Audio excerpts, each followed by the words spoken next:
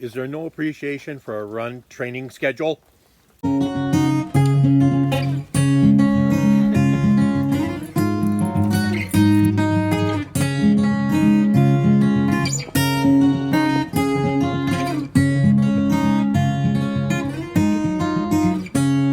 Video we're going to talk about my training, which has changed a lot in the last month, and we're going to talk about nutrition in an ultra, nutrition in the Canadian Death Race, and that'll probably take a couple 3 videos, but we'll start today, and we'll probably show you this trail here.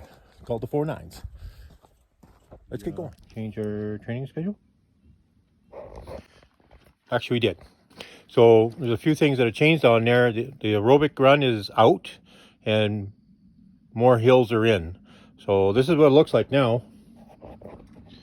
That on Mondays we got a fun, easy run. Then we got a tempo run with 85-90% of our max heart rate.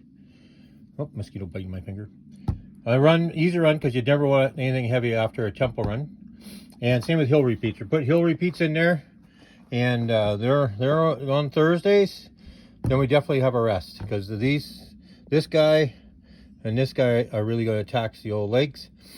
Have a rest, and then we'll have a long run, and I got an optional long run. So it depends on how this goes. Is I might go back to back and do another long run right behind it. But everything is all about time on the hills. Right now, we're 70 days away and 10 weeks from the start of the death race. So that time is coming so fast, and so all my concentration is all trail runs, lots of hills. And if anybody knows the Bragg Creek area, Prairie Mountain, yeah, here we come. We'll be doing that at least once or twice a week. So that's my training. It has changed a little bit, and also the last 2 weeks have been a lot of tree clearing. So you can see here there's tons of trees down in the Kananaskis area, and we went and opened some of those trails up, and they look pretty good now. Lots of horses ride these trails. You can see it by the big knots you see on some of the trails. But yeah, we got them a lot in shape. There's a lot of other volunteers out here helping, and the majority of the trails are back open. So training back on. Let's get these this last 10 weeks in the bank so we can start at the CDR refreshed and ready to go. I want to just talk about nutrition over the next couple of videos, and because it's probably one of the most important parts and aspects of the Canadian Death Race, and getting it wrong will mean you're not finishing the race.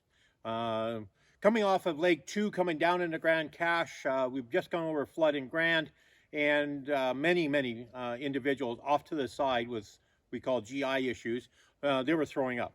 There's lots of videos and following a lot of racers through the death race. That was a very common problem. So you got to get your nutrition right. So we would talk about right now is what are my energy sources for the race or for life, just make your body work. And you really have 4, I'm told. I'm not a nutritionist, so don't poo-poo me on this, but you got your fats, your proteins, your glucose, simple sugars, and your glycogen storage. Glycogen storage is what you have, and it's good for instant energy. It's similar to glucose, and you only have about 2,500 calories of that, and then it's gone. And you always replenish it as you eat. So when I'm sitting at home leisurely, I'm the best fat burner there is, right? So my body's liberating calories from my fat stores and my proteins, and it's very clean. It creates no lactic acid, and it has an abundance of energy, but it just takes a while. That's why when you go for a run, the first 10 minutes seems like you're just getting into going. It's because unless you're really flat out doing a 5K or something, but on your ultra run, and you're getting your mitochondria and your fat burning ability going. That motor, getting it really gets going. Then as your rate of perceived effort starts to climb up, at the far end, you're the worst fat burner. It's not even going to burn it. It's going to burn glucose and glycogen storage.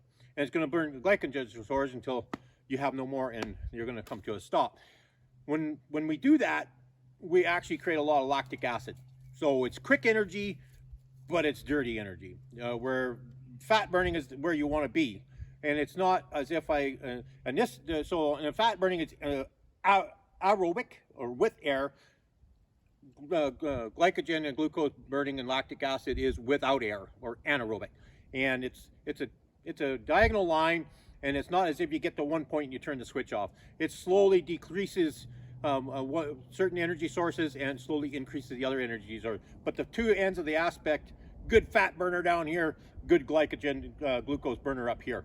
So if you run in this effort, as say trying to beat the 3-4 cutoff, and you make it, but I'm going to tell you, you're probably not going to make the race because you burned all that up, and you got a ton of lactic acid to deal with.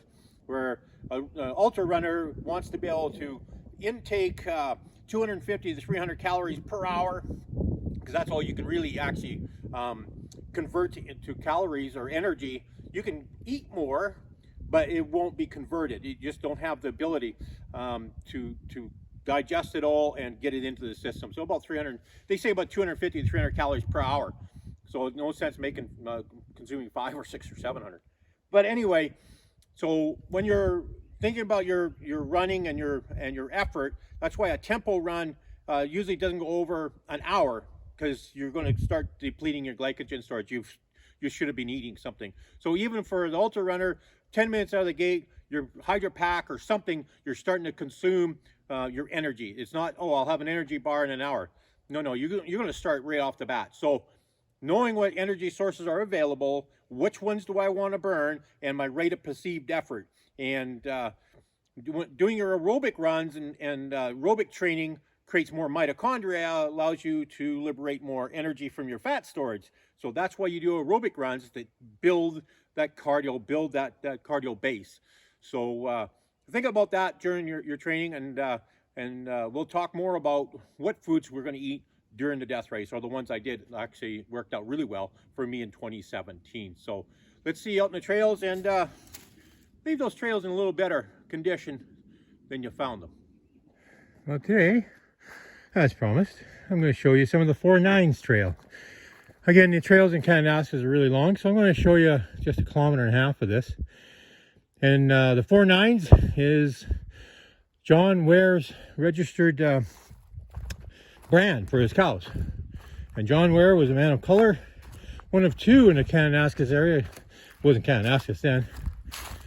But yeah, he lived in this area. He was well known for being a man with good horses and good cattle. And this trail is named after him. And we're going to show you a little bit of it. So let's go enjoy.